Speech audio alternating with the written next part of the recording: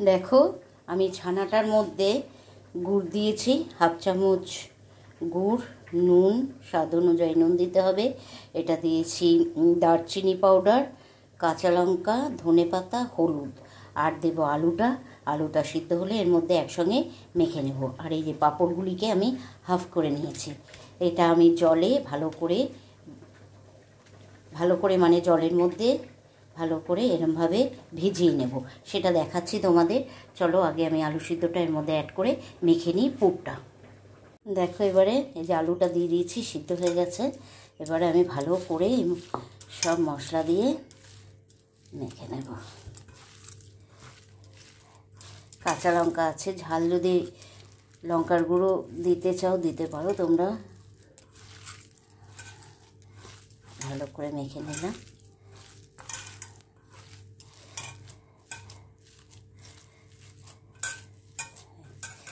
এভাবে মেখে নিতে হবে স্মুথ করে, আলুর দানা যেন না থাকে, আলুটাও যেন সুন্দর করে মাখা হয়ে যায়। নিরামিষ দিনে খুব ভালো লাগবে, একটা ইউনিক রেসিপি হয়ে যাবে এটা, আর খেতেও খুব ভালো লাগবে ভাত দিয়ে। আর এই দেখো পাঁপড়, এই যে পাঁপড় নিয়েছি, পাঁপড়টাকে আমি জাস্ট এইভাবে জলে দেব। পাঁপড়টা নিয়েছি, পাঁপড়ের মধ্যে আমি যে পুরটা তৈরি করলাম এটা দিয়ে দেবো এখানটায়, এইভাবে অল্প অল্প করে দেব। দিয়ে পাঁপড়টাকে আমি ভাজ করে নেব ঠিক এইভাবে।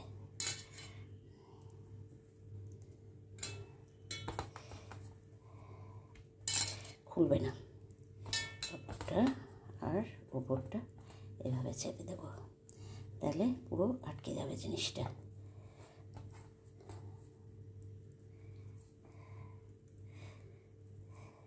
হাত দিয়ে ভালো করে চেপে দিলেই সব এভাবে আটকে যাবে।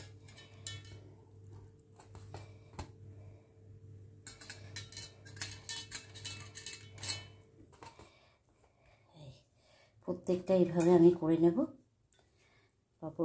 পাঁপড়টাকে ভিজিয়ে রেখে দেবো একটু সামান্য, কারণ পাঁপড় তো শক্ত, আমি মোড়াতে গেলেই পাঁপড় ভেঙে যাবে, আর ভেঙে গেলে তখন আর পুর ঢুকিয়ে এইভাবে করতে পারবো না, বুঝেছো তো? এর জন্য এইভাবে আগে করে নেব আমি।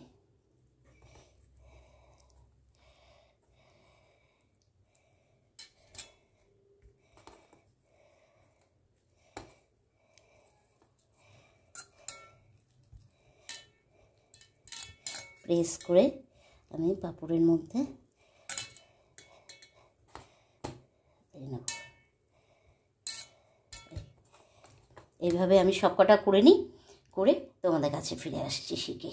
আদা নিয়েছি আমি 3টে এরকম সাইজের, আমার গাছের টমেটো এখনও সেইভাবে সিজই হয়নি। হ্যাঁ, আর নিয়েছি আদাটা এতটা দেব না, অল্পই দেব আদা। আর একদম সিম্পল রান্নাটা, সেইভাবে তেল মশলা বিশেষ কিছু পড়বে না, জিরে আর ধনে পাউডার একসঙ্গে আমি গ্রাইন্ড করে নেব। আর একটু আদা দেবো, আদাটা একটু কম হলো, আর একটু আদা দিয়ে আমি গ্রাইন্ড করে আসছি। একটু তেল দিয়ে দিই কড়াইতে।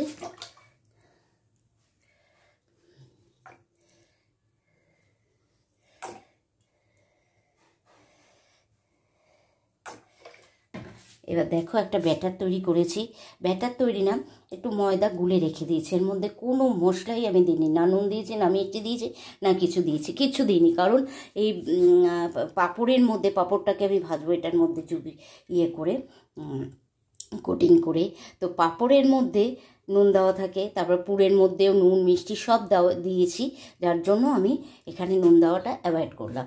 বেশি নুন হয়ে গেলে খেতে বাজে লাগবে, তাই। চলো তাহলে আমি মশলাটা করে নিই, আর তেলটাও ততক্ষণ গরম হয়ে যাক, আমি পাঁপড়গুলি ভেজে নেব। দেখো পাঁপড়টাকে আমি ওই ব্যাটারে চুবিয়ে ভেজে নেব।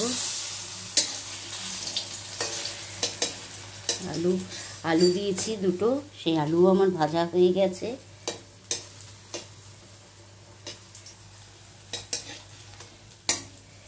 পাঁপড়গুলিকে ঠিক এইভাবে ভেজে নিতে হবে। সব পাঁপড় এখানে আছে যে কটা, সব কটা এরকম এটার মধ্যে ইয়ে করে তারপর ভেজে নেব। হ্যাঁ, চলো তাহলে এভাবে ভেজে নিতে হবে। তাহলে এই যে পুরটা দিয়েছি সেটাও বেরোবে না, আর সুন্দর পাঁপড়টা ভাজাও হয়ে যাবে। খুব কয়েকটা একটু পাঁপড় কড়া করে ভাজা হয়ে গেছে, কিন্তু এরমভাবে হালকা করেই ভেজে নেবে, তাতে ভালো হবে খেতে।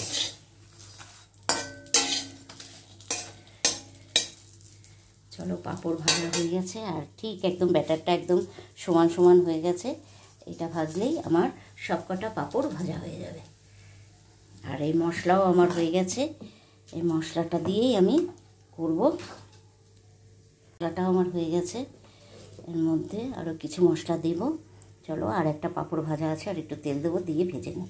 এর মধ্যে আমি দুটো শুকনো লঙ্কা আর এলাচ আর লবঙ্গ আমি ইয়ে করে রেখেছি, ফাটিয়ে রেখেছি এটা। আর দেব তেজপাতা ফোড়ন, দিয়ে আমি এই যে মশলাটা ওটা দিয়ে দেবো।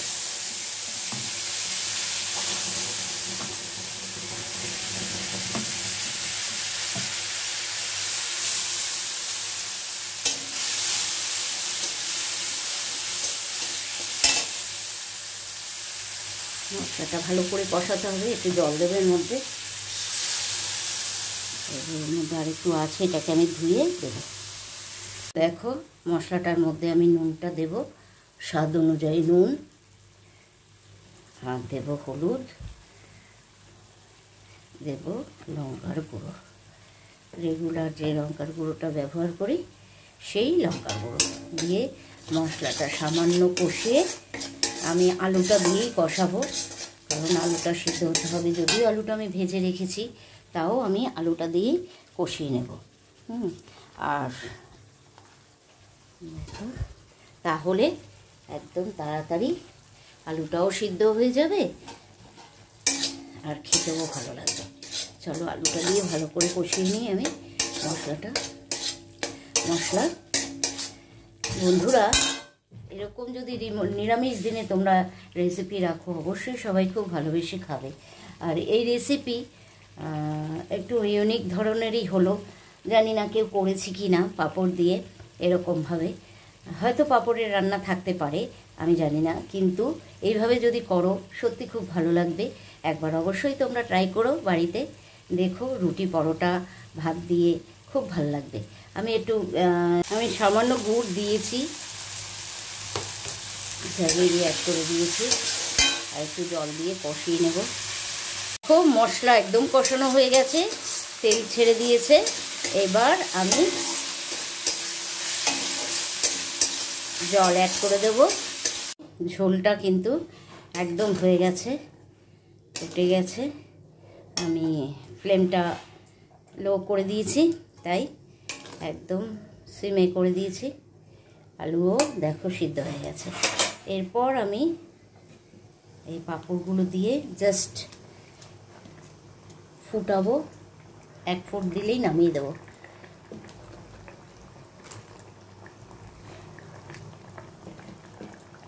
একটু শাহি গরম মশলার গুঁড়ো দিয়ে নামিয়ে দেবো। নমস্কার বন্ধুরা, ভাবিনী রান্নাঘরে একটি ব্লগে তোমাদের সবাইকে স্বাগত জানাই। আজ দেখো কি রান্না করলাম আমি। অবশ্যই তার জন্য পুরো ভিডিওটা তোমাদের দেখতে হবে। আশা করি তোমরা সবাই খুব ভালো আছো, যে যেখানে আছো ভালো থাকো আর খুব ভালো থাকো। চলো, আজকের আমার রান্নাঘরে কি রান্না হচ্ছে সেটা দেখার জন্য আমার সাথে সব বন্ধুরা থাকো। চলো, দেখো হয়ে গেছে আমার একদম তৈরি পাঁপড় দিয়ে নিরামিষ পাঁপড়ের তরকারি। আশা করি তোমাদের ভালোই লাগলো নিরামিষ পাঁপড়ের তরকারি। আর ভালো লাগলে লাইক কমেন্ট শেয়ার দিতে ভুলো না বন্ধুরা, আমিও তোমাদের সাথে আছি, থাকবো। চলো তাহলে আজকের মতন এখানেই আমি রান্নার রেসিপিটা শেষ করছি, আর পরের কোনো ব্লগ দিয়ে তোমাদের কাছে চলে আসবো রান্নার। চলো তাহলে টাটা, ভালো থাকবে, সুস্থ থাকবে সব বন্ধুরা।